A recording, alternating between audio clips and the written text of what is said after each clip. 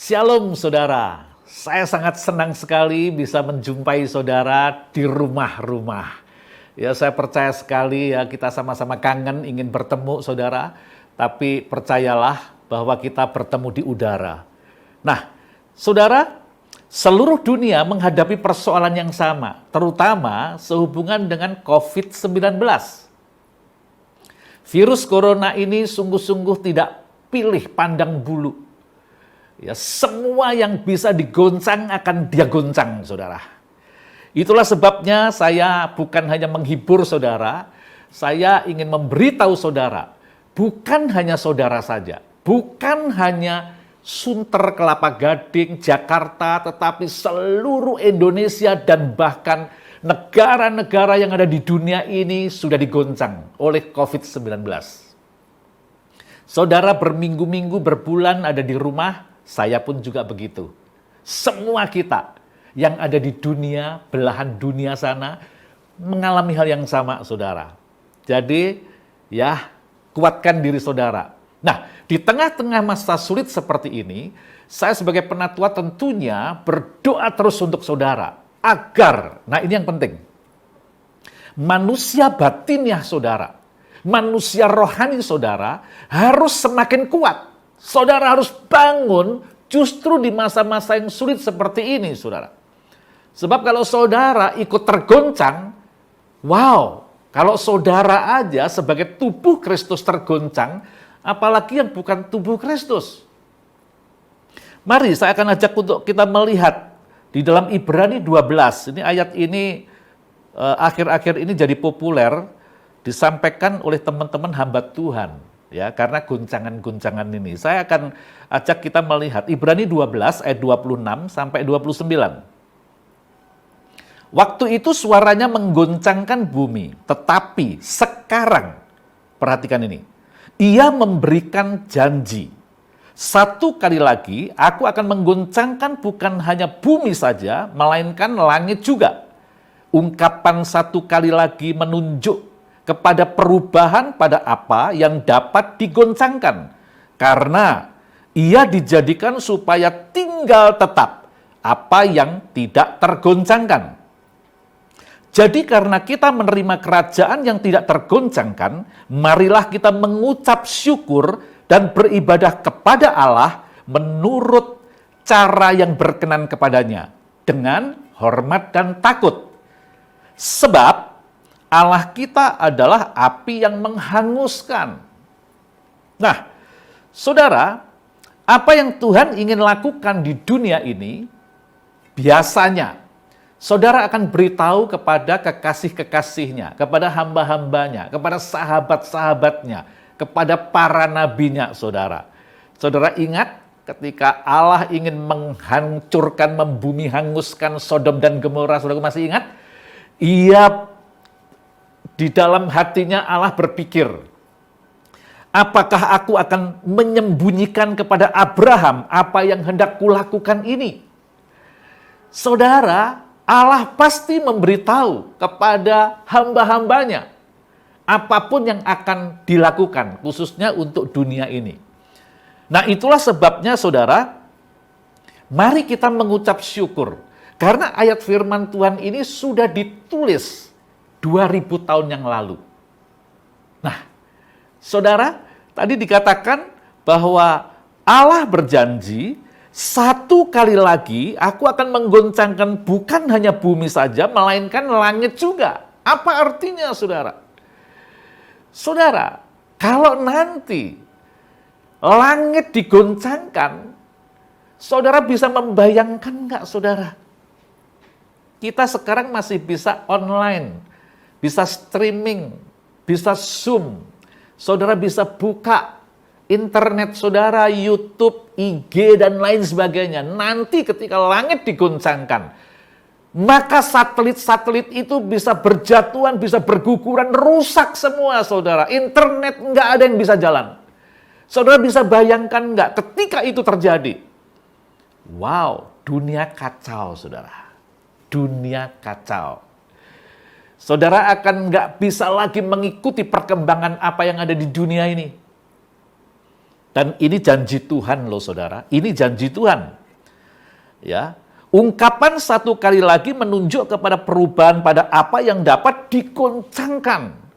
Karena ia dijadikan supaya tinggal tetap apa yang tidak tergoncangkan. Artinya apa saudara? Semua akan digoncang sampai kelihatan mana yang tidak tergoncangkan.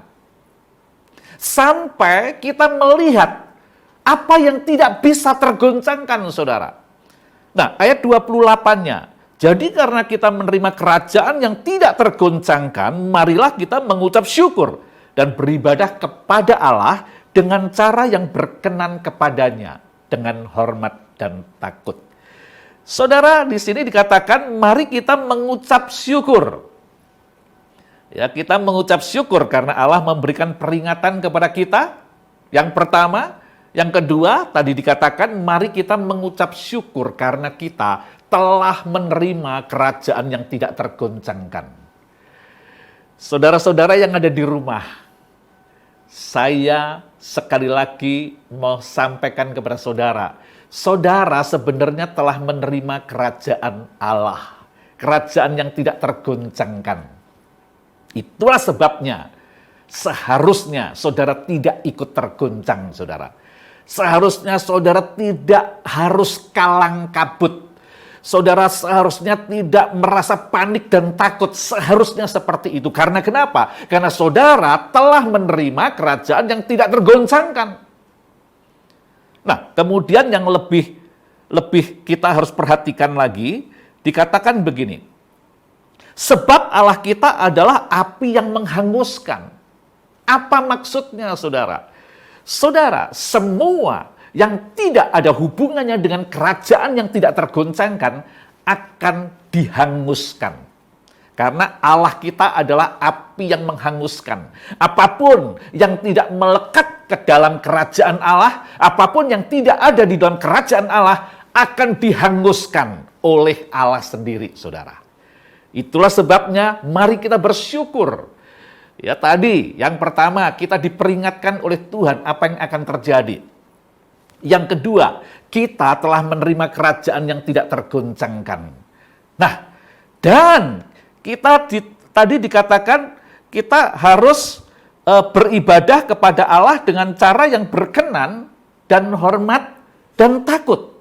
Saudara, di sini Allah juga peringatkan kepada kita supaya kita beribadah kepada Allah dengan cara yang berkenan. Nah, ibadah itu apa? Ya, saya dorong saudara mendengarkan apa yang disampaikan oleh Pak Edi, ya, cukup detail, tapi saya akan sampaikan dari sisi saya, ya, simpel saja. Kalau kita melihat di dalam Alkitab, khususnya Perjanjian Baru, saudara, tentang ibadah ini kita mengenal ada dua ibadah, ya. Yang pertama ibadah yang sejati, ya, yaitu mempersembahkan tubuh kita sebagai persembahan yang hidup, kudus dan berkenan kepadanya. Nah, itu yang kita kenal, ya. Yang kedua, di dalam Yakobus 1 ayat 27 dikatakan ibadah yang murni dan tak bercacat di hadapan Allah Bapa kita ialah mengunjungi yatim piatu dan janda-janda dalam kesusahan mereka, dan supaya dirinya sendiri tidak dicemarkan oleh dunia. Yang pertama ada ibadah yang sejati, yang kedua ibadah yang murni dan tak bercacat di hadapan Bapa. Nah, sebenarnya apa sih ibadah itu? Ya, saya akan simpulkan, saudara, mudah saja, sangat sederhana. Ya, ibadah itu sebenarnya tidak sama dengan kebaktian, saudara. Saudara, kebaktian, menghadiri kebaktian setiap hari Minggu, ya, ibadah bukan hanya kebaktian saja. Dan orang yang datang ke kebaktian belum tentu dia beribadah, saudara. Jangan-jangan, ya, ada di antara saudara yang hari Minggu bukan ingin beribadah tetapi ingin prospek. Bisa saja karena saudara punya tujuan lain, ingin bertemu dengan teman-teman dan ingin menawarkan sesuatu bisnis saudara. Bisa saja. Jadi orang yang datang ke kebaktian belum tentu dia beribadah. Seharusnya kebaktian itu adalah bagian dari ibadah kita. Nah, ibadah itu apa, saudara? Nah, apapun yang saudara perbuat, apapun yang saudara kerjakan, apapun yang saudara lakukan dengan segenap hati untuk Tuhan, maka itu sebenarnya ibadah yang sejati itu. Sekaligus ekspresi penyembahan saudara kepada Bapa. Jadi apapun, saudara bekerja, saudara sekolah, saudara belajar, saudara berkeluarga, menikah, punya anak, semua asal saudara lakukan dengan segenap hati untuk Tuhan, itu adalah ibadah saudara. Dan sekaligus ekspresi penyembahan saudara kepada Dia. Apapun saudara. Itulah sebabnya saudara harus tahu bahwa ibadah, penyembahan itu pekerjaan hati. Bukan hanya sekedar saudara melakukan sesuatu, ya beritual, bukan sekedar itu. Karena Allah kita melihat hati, bukan sekedar melihat perbuatan saudara. Mari kita mengucap syukur dan beribadah kepada Allah dengan cara yang berkenan. Nah, saudara, walaupun beberapa ahli ya mengatakan bahwa virus corona ini sebenarnya daya bunuhnya tidak lebih dahsyat ya dari DB, TBC, malaria ya. Tapi kalau kita melihat dampak dari COVID-19 ini, maka kita bisa melihat COVID-19 ini lebih mengerikan daripada DB, TBC maupun malaria. Kenapa? Karena seluruh dunia fokusnya sekarang ini ke COVID-19, saudara. Nah, kalau sudah mendunia seperti ini, saya yakin sekali bahwa COVID-19 ini pasti berhubungan dengan dua kerajaan yang terus berperang, yaitu kerajaan Allah dan kerajaan iblis. Saya yakin itu. Itulah sebabnya dengan COVID-19 ini yang telah menggoncang dunia ini, maka gereja Tuhan harus peka dan bertobat. Saudara, gereja harus peka terhadap tanda peringatan dari Tuhan. Gereja harus tahu apa yang sedang dilakukan oleh Tuhan dan apa yang akan dilakukan oleh Tuhan. Dengan melihat situasi kondisi yang ada, gereja seharusnya peka, saudara, dengan tanda ini. Ya, saya tidak mau gereja ikut tergoncang, gereja ikut yang tadi saya katakan panik. Gereja akhirnya fokusnya hanya ke COVID-19 saja. Seharusnya gereja harus tahu tanda peringatan dari Tuhan ini dan mulai peka. Apa yang Tuhan ingin lakukan lewat tubuhnya, lewat saudara dan saya. Semua kita harus peka dengan arahan Roh Kudus, saudara. Ya. Nah, saudara, kenyataannya memang ya kita lihat dengan adanya COVID-19 kita jadi tahu kualitas rohani tubuh Kristus, gerejanya. Kualitas rohani kita seperti apa ketika COVID-19 datang ini, maka ketahuan saudara, pondasi rohani kita itu kuat atau tidak. Pondasi bangunan rohani kita itu dibangun di atas batu karang atau pasir. Sekarang kelihatan saudara. Nah, untung loh, COVID-19 ini datang duluan saudara. Ya, ini ya hitung-hitung latihan buat kita. Kenapa saudara? Sebab nanti ke depannya ini ada sesuatu yang lebih mengerikan dari virus corona. Saudara harus tahu itu. Makanya kalau saudara nggak mempersiapkan diri, kalau saudara nggak mengikuti tanda peringatan dari Tuhan ini, saudara tidak akan tahan menghadapi apa yang akan terjadi nanti. COVID-19 ini, ya memang ini bahaya sekali. Memang saudara. Tapi nanti ada yang lebih bahaya lagi. Ketika metre sangkakala dibuka saudara, apalagi metre keempat dikatakan saudara, maka seperempat penduduk bumi akan mati saudara. Dan matinya bukan hanya oleh wabah saja, oleh pedang, kelaparan, oleh oleh apalagi binatang buas yang tiba-tiba muncul, menggigit manusia dan mati seketika. Saudara, hampir 2 miliar meninggal dalam waktu yang bersamaan, dalam waktu yang singkat, saudara. Itu lebih mengerikan lagi. Oleh sebab itu tadi saya katakan, COVID-19 ini sebagai tanda peringatan dari Tuhan untuk gerejanya, saudara. Nah, bukan saja Tuhan yang memakai COVID-19 ini sebagai tanda peringatan bagi gerejanya, tetapi iblis pun juga memakai COVID-19 ini, saudara. Untuk apa?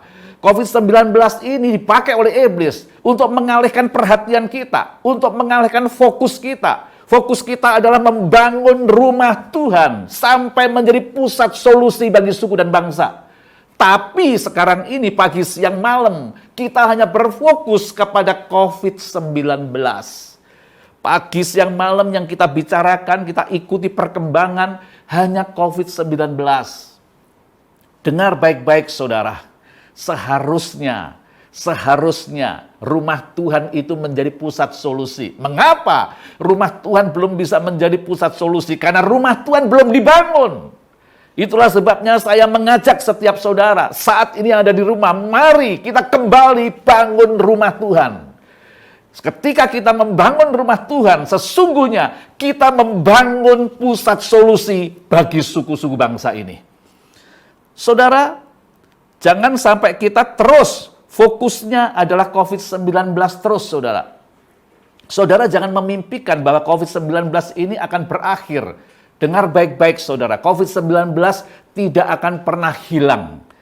Bahkan sampai kapanpun, saudara. Sekarang kita hanya menunggu vaksinnya saja. Ya, hanya menunggu vaksinnya. Walaupun PSBB dibuka, saudara, virus itu nggak hilang. Justru semakin bahaya. Itulah sebabnya, saudara, sebagai tubuhnya Tuhan, sebagai gereja Tuhan, saudara harus peka dengan situasi dan kondisi yang ada. Saudara harus punya hikmat Tuhan, saudara. Ingat, ketika saudara ada di dalam kerajaan yang tidak tergoncangkan, maka ada hikmat-hikmat kerajaan Allah akan mengalir di dalam diri saudara. Saudara nggak perlu takut akan apapun, saudara. Saya yakin itu, saudara. Itu yang membedakan antara orang yang beribadah dengan orang yang tidak beribadah. Nah, mengapa kita harus membangun rumah Tuhan? Saudara, rumah Tuhan harus dibangun karena Tuhan akan bergerak, Tuhan akan bekerja menjalankan misi Bapa lewat gerejanya dari dalam rumahnya, saudara. Itulah sebabnya kita harus memberi kebebasan kepada Allah yang telah ada di dalam saudara dan saya untuk bergerak menyelesaikan misi Bapa, yaitu membawa kerajaannya ke bumi ini. Nah, kita harus peka juga, bukan hanya tanda peringatan dari Tuhan, tetapi apa yang Tuhan luaskan, bebaskan, kita ada di tengah-tengah situasi ini, saudara. Di sekeliling kita, ada banyak orang yang kehilangan pengharapan. Di sekeliling kita ada banyak orang kehilangan pekerjaan, kehilangan mata pencahariannya. Mereka tidak tahu bagaimana menjalani hidup ke depan ini. Saudara, di sekeliling kita ada banyak orang-orang yang membutuhkan uluran tangan kita, saudara. Mereka mencari solusi, mereka mencari jawaban atas seluruh persoalan-persoalan yang ada ini. Dan tahukah saudara, jawaban hanya ada di rumah Tuhan. Saudara harus ada tinggal di rumah Tuhan dan bangun rumah Tuhan itu.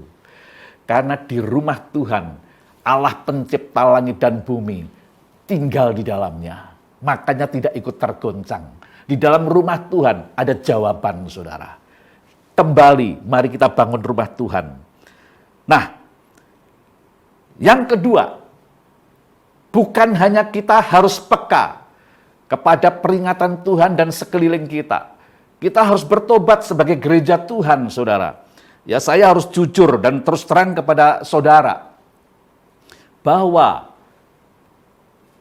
di saat-saat kita hidup di masa-masa seperti ini, saudara, mari kita merendahkan hati kita. Kita datang kepada Tuhan, kita minta ampun, kita bertobat. Kita harus meninggalkan jalan-jalan kita yang salah, yang jahat di mata Tuhan, saudara. Mari, saya pun juga mau bersama-sama. Mari kita bersama-sama, saudara. Sebagai gereja Tuhan, mari kita datang bertobat. Mari, ini penting sekali. Pertobatan akan menggerakkan hati Tuhan. Ada sesuatu yang salah dengan gereja masa kini, saudara. Perhatikan, ada sesuatu yang salah dengan gereja masa kini. Saya menulis ada tiga, ya. Ada tiga tentang kebanyakan gereja pada masa kini. Yang pertama, kebanyakan gereja masa kini lebih memilih membangun gereja sebagai kapal pesiar daripada kapal penyelamat. Dengar baik-baik, saudara. Kapal pesiar. Apa yang ada di kapal pesiar? Ya, yang ada di kapal pesiar adalah bagaimana orang-orang kapal itu menservis kita. Orang-orang kapal, pemimpin kapal, manajer kapal berusaha untuk melayani penumpang-penumpangnya. Bagaimana memanjakan penumpangnya, memuaskan penumpangnya. Bagaimana membuat penumpang itu betah. Nah, itu yang ada di kapal pesiar. Mereka taunya hanya ingin menyenangkan para penumpangnya. Gereja masa kini kebanyakan berusaha untuk bagaimana memanjakan jemaatnya. Dengan menyediakan fasilitas-fasilitas yang wah. Sehingga jemaatnya tidak pindah. Ini kapal pesiar, saudara, yang dibangun. Gereja nggak membangun kapal penyelamat. Kapal penyelamat, tanggung jawabnya adalah menyelamatkan jiwa-jiwa yang tenggelam di dalam dosa. Kapal penyelamat tidak ada waktu santai. Kapal penyelamat selalu ready, selalu standby, selalu berjaga-jaga, selalu siap siaga, saudara. Kapal penyelamat yang difokuskan, yang dipikirkan adalah bagaimana cara menyelamatkan orang yang tenggelam. Ini kapal penyelamat.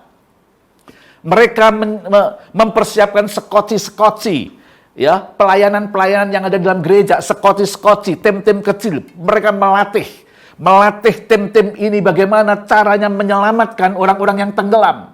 Gereja seharusnya membangun gerejanya sebagai kapal penyelamat yang melatih pekerja-pekerjanya, orang-orangnya untuk menyelamatkan jiwa-jiwa yang tenggelam dalam dosa, yang terbelenggu, yang diikat oleh kuasa dosa. Dan saya melihat jarang sekali, saya melihat ya gereja masa kini, saudara. Ya, termasuk kita, saudara. Saya mau bertobat sebagai penatua. Saya mau mengajak setiap saudara, ayo kita mulai fokus ya membangun gereja yang Tuhan percayakan ini sebagai kapal penyelamat. Yang kedua, kebanyakan gereja masa kini telah kehilangan visi kekekalannya. Kehilangan visi kekekalannya. Kebanyakan gereja masa kini lebih fokus kepada hal-hal yang lahiriah, saudara. Ya, saya mau ingatkan kepada semua kita, para pemimpin, saudaraku. Ya, seharusnya apapun yang kita kerjakan harus membawa nilai-nilai kekekalan. Membawa kerajaan Allah dimanapun Tuhan pimpin kita. Ini harus menjadi konsentrasi kita di dalam gereja yang kita bangun bersama Yesus. Ya, jadi kehilangan visi kekekalan. Yang diurusi adalah masalah-masalah lahiriah. Gereja masa kini harus kembali untuk membawa misi kekekalan, misi Bapa. Yang ketiga, kebanyakan gereja masa kini lebih berfokus kepada membangun organisasi gerejanya, membangun kemegahan, kemuliaannya sendiri. Nya di sini adalah N-nya kecil, saudara. Ya, daripada membangun gerejanya, tubuhnya. Lebih berfokus membangun gerejanya, nya kecil, saudara. Ya. Gereja organisasi inilah yang banyak digoncang. Itulah sebabnya kita harus bertobat. Ya, kita harus menjadi gereja organisme, bukan gereja organisasi. Ya. Nah, gereja organisme tentunya lebih berfokus untuk menjaga kesatuan tubuh satu dengan yang lain. Ya, bagaimana tubuh yang lain membutuhkan pertolongan, maka gereja, organisme akan menolong yang lemah, yang kuat membantu yang lemah. Dan ini adalah nilai-nilai kesatuan tubuh. Ini kita harus miliki, saudaraku. Ya, kebanyakan gereja masa kini lebih berorientasi kepada organisasinya, denominasinya. Roh denominasi ini, roh kelompok ini roh Babel, saudara. Mari kita gereja harus bertobat. Ya, gereja organisme tidak akan pernah tergoncang. Karena gereja organisme, Yesus sendiri yang bangun di atas batu karang, di mana alam maut tidak akan menguasainya. Gereja organisme inilah yang kita akan bangun, saudara. Nah, itulah sebabnya, mari saudara, saya mau pada masa yang sulit ini, saya sudah sampaikan saudaraku, pada masa yang sulit ini, mari kita peka dan bertobat, saudara. Karena dunia ini membutuhkan jawaban. Dan jawaban hanya ada di dalam rumahnya, hanya ada di dalam kerajaannya. Mari saudara, saya mau setiap saudara nangkap apa yang saya sampaikan ini. Ya, jangan ikut panik. Ya, jangan khawatir tentang apapun. Yesus berkali-kali bilang, ya, semuanya itu memang dicari oleh bangsa-bangsa yang tidak mengenal Allah. Akan tetapi kamu, Yesus bilang, kamu carilah dahulu kerajaannya dan kebenarannya. Kenapa mencari kerajaan Allah yang menjadi prioritas? Karena manusia telah kehilangan kerajaan Allah. Adam kehilangan kerajaan. Manusia kehilangan kerajaan. Itulah sebabnya Yesus berkali-kali bilang, bertobatlah karena kerajaan surga sudah dekat. Jangan engkau khawatir tentang apapun, engkau makan, minum, pakai. Cari kerajaan Allah dahulu. Semua akan ditambahkan kepada kamu. Tuhan tahu apa yang kita butuhkan. Tapi kalau kita memprioritaskan, mencari kerajaan Allah dahulu dan kebenarannya, maka semua itu sebenarnya sudah disiapkan oleh Tuhan untuk kita. Mari saudara, saya mau saudara dapat apa yang saya sampaikan. Sebagai tubuh Kristus, saudara harus sadar siapa diri saudara. Saudara adalah duta kerajaan surga. Saudara adalah utusan-utusan dari Allah, dari kerajaannya untuk di bumi ini, untuk membawa kerajaannya ke bumi ini. Jangan ikut-ikutan tergoncang, saudara. Saya tahu kondisi saudara, tapi saya mau saudara melihat Allahmu lebih besar dari persoalanmu. Mari kita berdoa sebentar. Terima kasih Tuhan, terima kasih. Hamba-Mu percaya bahwa Engkau telah berbicara kepada jemaat-Mu, kepada anak-anak-Mu. Hamba-Mu tahu bahwa Engkau sendiri yang akan terus memberikan kekuatan kepada jemaat-Mu untuk mereka dimampukan melihat pekerjaan-Mu di masa yang sulit ini. Bahkan jemaat-Mu akan melihat bahwa Engkau akan bekerja dari dalam mereka, melalui mereka, untuk melakukan perbuatan-perbuatan yang ajaib justru di masa yang sulit seperti ini. Terima kasih Tuhan, Hamba-Mu serahkan jemaat-Mu yang saat ini di rumah mengikuti ibadah kami ini. Mari Roh Kudus, Engkau yang mengerjakan, Engkau yang menerjemahkan, bahkan Engkau yang memimpin mereka kepada seluruh kebenaran. Di dalam nama Yesus. Amin. Mari saudara, kita siapkan hati kita untuk kita melakukan perjamuan. Saya menunggu saudara siap dengan roti saudara ya di rumah masing-masing. Saya mau saudara benar-benar, ini bukan hanya sekedar kebiasaan, tapi setelah kita mendengarkan firman Tuhan tadi, kita harus sadar sebagai gerejanya, sebagai tubuhnya, di mana Tuhan bekerjanya lewat tubuhnya, lewat saudara dan saya. Itulah sebabnya kita harus siap, saudara. Nah, untuk meresponi firman Tuhan tadi, mari kita akan makan roti ini ya sebagai pernyataan kita menerima tubuh Kristus. Dan kita akan katakan kepada Tuhan, kita siap Tuhan untuk menjadi tubuh-Mu, dan biarlah Tuhan bekerja lewat kami. Sikap ini yang saya mau mengajak untuk semua saudara. Selain saya mau saudara juga makan, minum perjamuan dengan cara yang benar, tidak bersalah saudara. Saya beri kesempatan, saudara ada di rumah, ada di keluarga saudara, mungkin ada sesuatu di hati saudara tentang suamimu, tentang istrimu, tentang anak-anakmu, tentang orang tuamu. Saudara boleh, saya beri kesempatan saudara untuk bisa saudara membereskan hati saudara. Ya, tidak lama-lama, tapi saya memberikan kesempatan kepada saudara.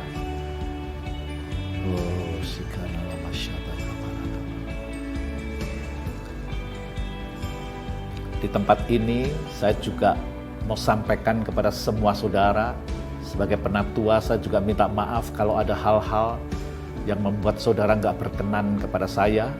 Saya di hadapan Tuhan mau minta maaf, ya, karena saya memegang tubuh Yesus. Saya siap untuk menerima tubuhnya yang bersatu, ya, tidak terpecah-pecah lagi. Saya mau sungguh-sungguh kita saling menerima, saling memaafkan satu dengan yang lain. Sebagai tanda bahwa kita telah menerima pengampunan dari Tuhan, maka kita harus mengampuni, saling mengampuni satu dengan yang lain. Terima kasih Tuhan, terima kasih. Kasih karunia-Mu cukup Tuhan curahkan kepada keluarga-keluarga. Berikan Tuhan kekuatan, kemampuan untuk mereka bisa saling menerima satu dengan yang lain, mengampuni, memaafkan satu dengan yang lain, dan berikan kasih-Mu sendiri kepada setiap jemaat-Mu. Sehingga kami saling mengasihi dan bersatu untuk menyatakan kekuatan kerajaan-Mu. Terima kasih. Mari saudara, mari saudara boleh pegang roti di tangan kananmu. Terima kasih Tuhan, di tangan kami sudah ada roti Tuhan. Sebentar kami akan makan roti ini sebagai tanda bahwa kami menerima tubuh-Mu yang Kau pecah-pecah bagi gereja-Mu, bagi jemaat-Mu, eklesiamu, bagi kami, anak-anak yang Kau kasihi. Tuhan, kami terima Tuhan, di dalam nama Yesus. Mari kita makan.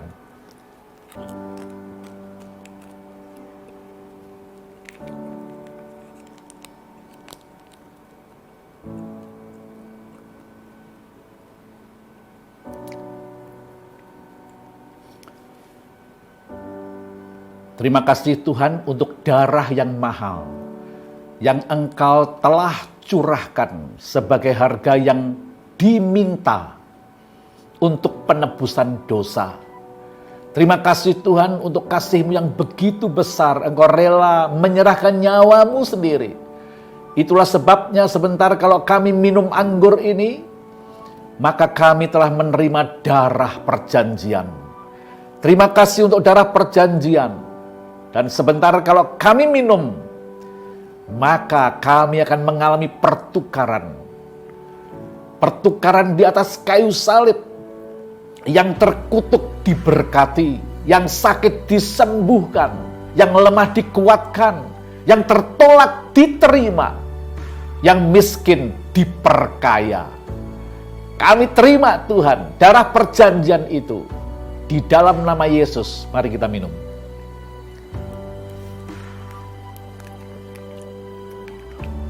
Haleluya. Terima kasih Tuhan, terima kasih. Kami percaya yang sakit telah disembuhkan karena bilur-bilur-Mu Tuhan. Terima kasih yang sedang lemah dikuatkan di rumah-rumah, di keluarga-keluarga. Yang mengalami kekhawatiran, ketakutan, sekarang juga dikuatkan, dihibur. Dan ada kasih karunia yang membuat mereka melihat penyertaan Tuhan. Mereka melihat Engkau tidak membiarkan mereka, Engkau tidak meninggalkan mereka Tuhan. Hamba-Mu berdoa sebagai penatua, Hamba-Mu ingin memagari, memayungi setiap keluarga-keluarga, jemaat-jemaat yang saat ini mengalami kesulitan, ekonomi, pekerjaan, bisnis. Tuhan, buka mata hati jemaat-Mu ini, sehingga mereka melihat bahwa berkat datangnya dari Tuhan. Dan ketika mereka melekat kepada Tuhan, maka ada kasih karunia yang mengalir, Engkau alirkan kepada setiap mereka, sehingga tidak ada ketakutan, kekhawatiran lagi, karena berkat sekali lagi datangnya dari Engkau sendiri. Berikan hikmat kepada jemaat-Mu Tuhan, sehingga mereka menemukan jalan keluar. Hamba-Mu berdoa untuk mungkin saat ini sedang lemah, mungkin saat ini kehilangan pengharapan. Nyatakan diri-Mu Tuhan, bahwa Engkau sumber pengharapan. Engkau yang sekali-kali berkata tidak akan meninggalkan jemaat-Mu. Engkau tidak pernah membiarkan mereka sendiri. Tuhan, nyatakan kepada setiap jemaat-Mu yang saat ini dalam kondisi lemah. Ada yang khawatir, ada yang ketakutan. Tuhan, Engkau tidak memberikan roh ketakutan, tetapi Engkau sendiri yang akan memberikan roh keberanian. Engkau sendiri akan memberikan, Tuhan, ketabahan, kekuatan mental warga kerajaan Allah. Tuhan, hamba-Mu berdoa supaya Engkau menyatakan diri-Mu sendiri, karena Engkau telah berdiam di dalam mereka. Di dalam nama Yesus, saudara yang menerima kekuatan berkat dari Tuhan ini, katakan sama-sama, amin, amin, amin. Tuhan memberkati saudara.